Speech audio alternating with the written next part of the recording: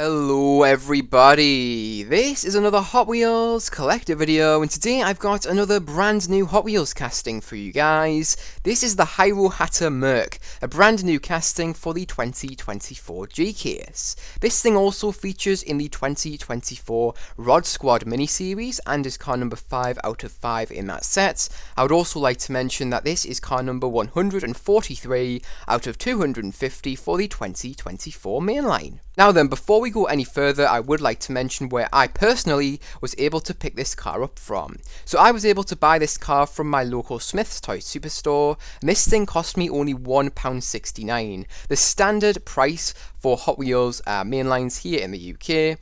And honestly, I was very happy with that price, especially since this thing is a brand new casting, and a great new casting at that. I was able to find pretty much everything I wanted from the 2024 G-Case at that store. Not everything, but pretty much everything, to be honest. Quite a lot of it was still there, and I was very, very happy with what I was able to find. Now, before we actually take a look at this Hot Wheels model in a bit more detail, I would like to give you some facts about the real life car. So the Hirohata Merc in real life was produced in 1953 and was built in only 14 days and was created from scratch in only 97 days. That is really, really quick, especially since we are talking about the 1950s when technology was nowhere near as good as it is today. This car is basically a radically modified 1951 Mercury, and in 2022, the car sold for $1.95 million US dollars. That converts to around £1.54 million here in the UK. And this thing had a 331 cubic inch engine, which was a V8 Cadillac engine, and that does convert to a 5.4 litre V8 engine. This thing also had a 3-speed gearbox fitted to it and was lowered by 1.5mm compared to the standard stock Mercury, which this car is based on. But that's it for the facts about this thing. There wasn't an awful lot on the internet about this thing, probably because it was a one-of-one car, and hence we don't know an awful lot about this thing in terms of performance stats and things like that. But yeah, without further ado, let's take a really in-depth look at this Hot Wheels model.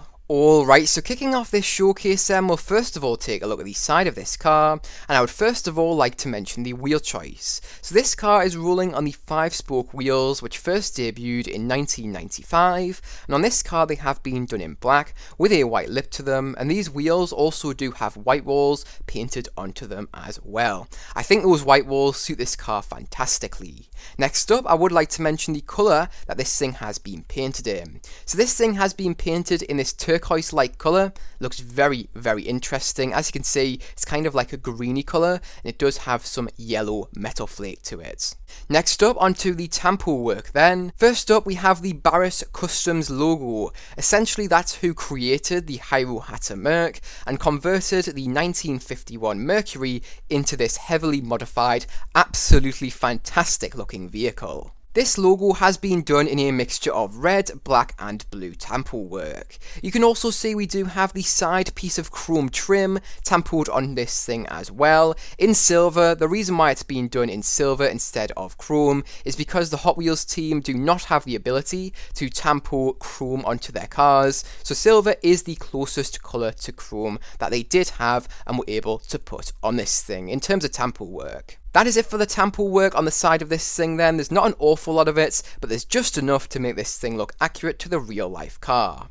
Next up, onto the metal casting and plastic usage then. First of all, you can see some vents on the rear fender of this car. Speaking of the rear fender of this car then, you can see the rear wheel of this thing is completely covered up by the rear fender of this thing. That is accurate to the real life car. Great attention to detail there from the Hot Wheels team. I would also like to mention that the lower portion of this car's side has been created by this dark green coloured base plastic. That is a very, very dark green colour. It's almost like blue. Very strange colour there. It looks a lot more blue on camera than in person. In person, it looks a lot more green. I would also like to mention that you can see this car's side window is completely wound down. You can also see this car does not receive any window tints, and I would also like to mention that you can see this car does have wing mirrors, and these wing mirrors have have been created by the chrome interior plastic of this thing. Hopefully you can also see that this car is left-hand drive, and whilst we are here I would like to mention that you can see this car does have chrome interior plastic. Oh, and I would also like to mention that the front and rear bumper of this car continue around to the side of this thing, and the front and rear bumper of this car has been created by the chrome painted interior plastic. And just above the chrome plastic rear bumper of this thing, which does continue around to the side of this car, you can also see this car's rear light in the metal casting, continuing around to the side of this thing as well. I would also like to mention that you can see this piece of chrome trim, which does feature on the real life car, featuring on this Hot Wheels model, continuing around to the side in the metal casting. This does feature in the metal casting in the form of a protrusion from the rest of the body of this thing. But that is really it for the side of this thing, so now let's move straight onto the front of this car. Alright, so moving on to the front of this car then, as you can see we've just got a little bit of tampo work here, but we've also got plenty of details in the form of metal casting and also plastic usage, so let's jump straight into this. So first of all, I would like to mention that this car's headlights have been tampoed onto the front of this thing in a realistic look. These headlights have been tampoed on here in a mixture of grey and white. Next up, onto the metal casting then, you can see the main front grille of this car does feature engraved very nicely into the metal casting. You can also see the pieces of chrome trim, which do feature on the real life car, do feature in the metal casting of this Hot Wheels model. Great attention to detail there from the Hot Wheels team, although it would have been nice to have seen them done in chrome like the real life car, but hey, at least they are still there. And finally, onto the plastic usage then. We've only got one thing in terms of plastic usage, and that is the front bumper being created by the chrome painted interior plastic of this car. And this front bumper has been done in a very accurate look to the real life car, which is great to see. But that is really it for the front of this thing. There's not an awful lot going on, but it is accurate to the real life thing. Because this is a 1950s car, there's not an awful lot of details in it. It's kind of like a simplistic design, which a lot of people love about 1950s cars, and honestly, I can't disagree. They do look very, very good. But yeah, that's it for the front of this thing, so on to the next side. Alright, so taking a look at the next side of this car then, it's the exact same as the previous side, so I'm not going to bore you with going over everything all over again. You can pause this video here and have a look for yourself if you are looking for something specific, but if not, let's move straight onto the rear of this car without wasting too much time. Alright, so taking a look at the rear of this car then, unfortunately we do not have any rear tampo work, which is kinda sad, but we've still got plenty of details in the form of metal casting and plastic usage. So let's jump straight into this. So first of all, I would like to mention that this car's rear lights do feature in the metal casting of this thing. You could easily add your own details to these rear lights using something like Sharpie or acrylic paint. Next up, I would like to mention that the entirety of the rear bumper of this car has been created by the chrome interior plastic of this thing. And in that we do have the dual exit exhausts of this car, as well as the rear license plate holder portion of this thing as well. You could easily add a license plate to the rear of this car using something like a permanent sticker. You can also see the design which does feature on the real life car, on the rear bumper of the real life car, featuring on this Hot Wheels model very accurately here as well. But that's really it for the rear of this car, so now let's move straight onto the top of this thing. Alright, so moving on to the top of this car then, the details do not stop yet. So first of all, you can see there is a small speaker featuring in the trunk of this car, created by the chrome interior plastic. That's a great little detail that the Hot Wheels team have added to their model. It's great to see such a small detail being added to this thing. Great job from the Hot Wheels team there.